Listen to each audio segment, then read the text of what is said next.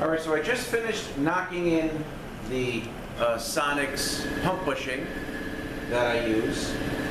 All right, so I actually press the bushing in, and when you press the bushing in, you just go below this recess right here.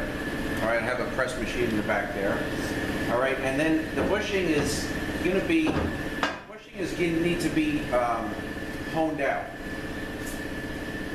which I did. I don't actually have a hone I can put on an air tool, so I have sandpaper, and it takes about a half an hour, and I sanded it out until it fit on here. And then you got to start measuring your clearance. So sonnax wants 0.001 to 0.002 of clearance in between the bushing and the hub. And they want no more than 0.004 of material taken off of this bushing. All right, so here's the converter that's going to be used. And I'm going to put the belt housing on.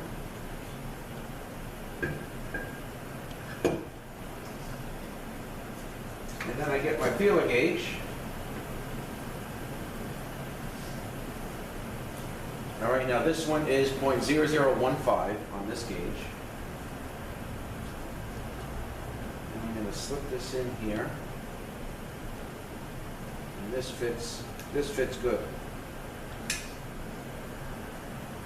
Snug, and it'll come right out. So I got about 0.0015 of clearance in between the hub and the bushing, which is good.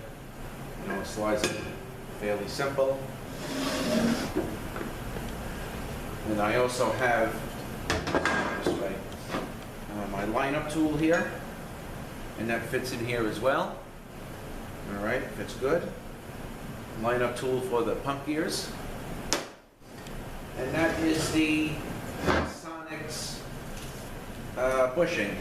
I certainly recommend to use this bushing because I did have issues in the past when using the bushing that it comes with. I did have them come back on me leaking out in the front, and then ultimately had to pull the transmission back out, use this bushing, sand it out, put it on the hub, and all was well. So what I do now is I just use the sonnax bushing, and I've been using it for years.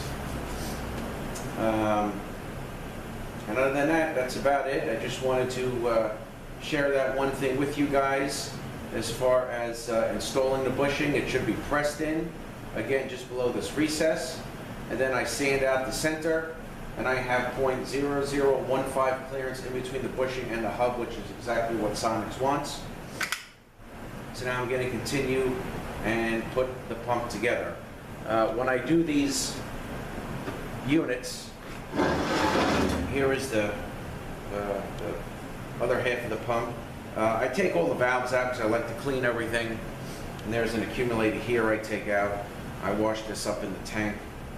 So I'm going to start putting the valves back in and the accumulator back in. And then pump gears looked a little worn, so I got a new set of pump gears. And I'm just going to continue with the assembly of this trans. So that's it, just that quick tip on this 4L30E. This one is for BMW. Thank you guys for watching. Have a great day, and we'll see you next one.